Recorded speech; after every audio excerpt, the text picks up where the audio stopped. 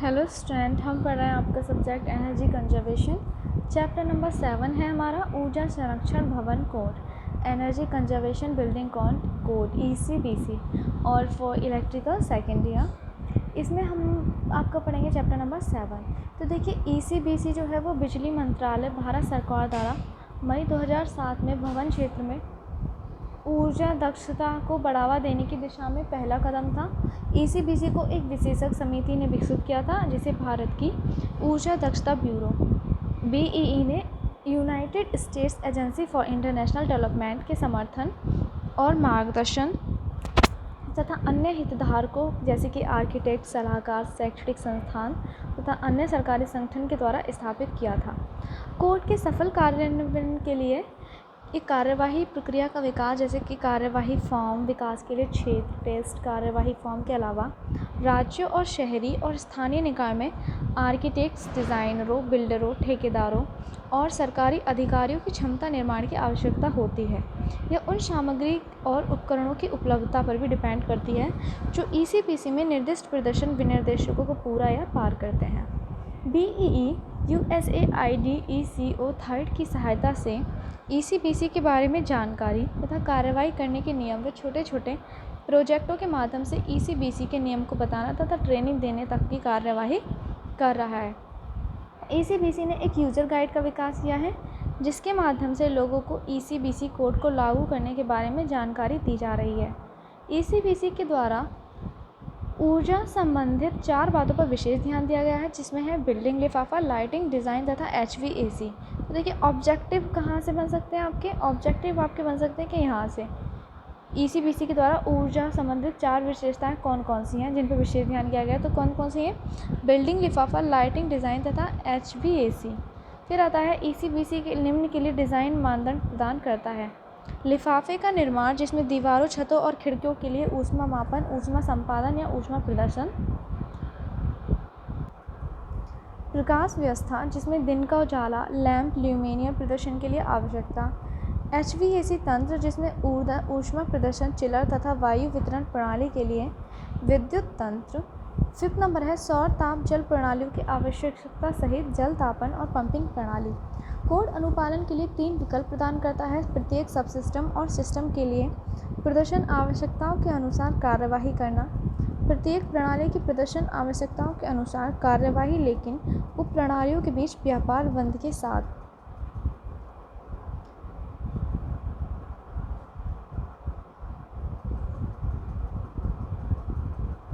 Building स्तर के प्रदर्शन के अनुसार कार्यवाही करना। ECBC के विकास के दौरान ऊर्जा मापन के माध्यम से किए गए विश्लेषण ने संकेत दिया है कि ECBC अनुरूप इमारतों का निर्माण भवन के निर्माण भवनों में 40 से 60% तक कम ऊर्जा उपयोग होती है। एक ऊर्जा कुशल भवन रखरखाव और उपयोगिता लागत को कम करता है, कई मामलों में स्थायित्व में सुधार करता है, शोर कम करता है, आराम बढ़ाता है और एक स्वस्थ और सुरक्षित आंतरिक वातावरण बनाता है। ऊर्जा कुशल निर्माण का एक और लक्ष्य पारिस्थितिकी तंत्र के नुकसान को सीमित करना और ऊर्जा, भूमि, पानी और कच्चे माल जैसे प्राकृतिक संसाधनों के उपयोग को कम करना है।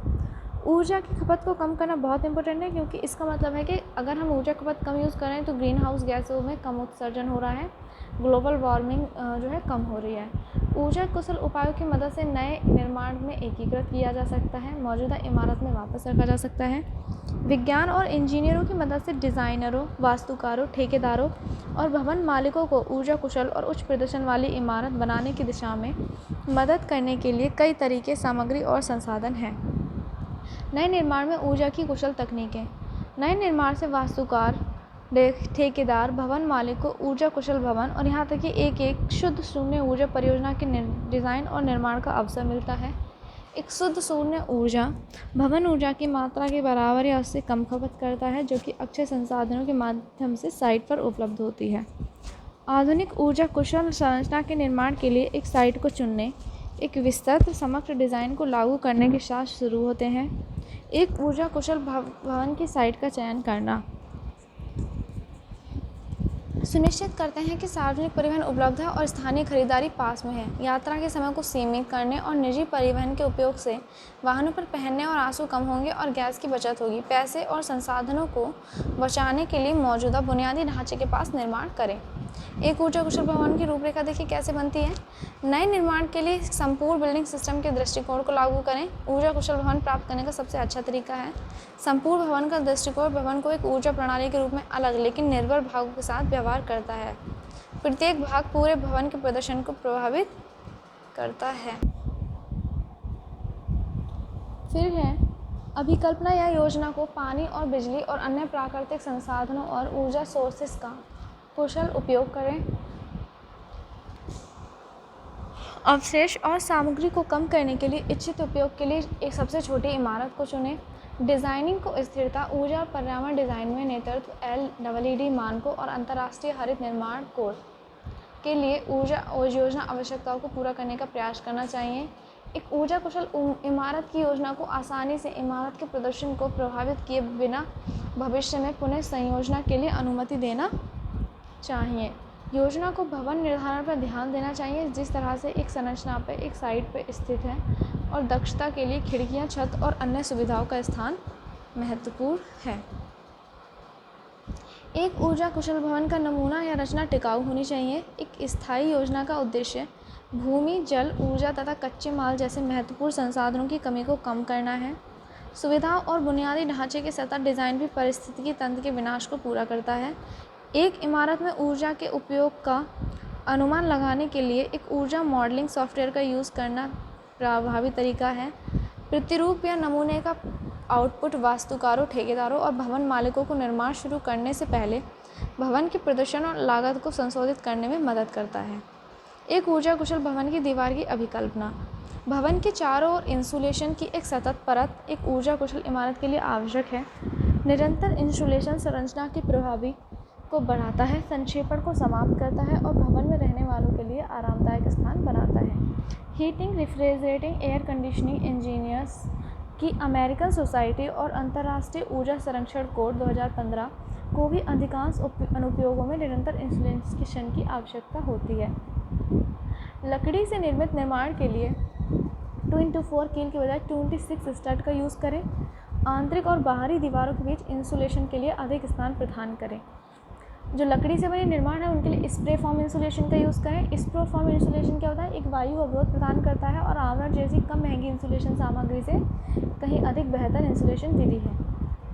क्योंकि कसकर मजबूत ऊर्जा सुरक्षा लकड़ी की फ्रेम की इमारतें, दीवारें ग्रहों में नमी संचय के लिए कमज़ोर होती है।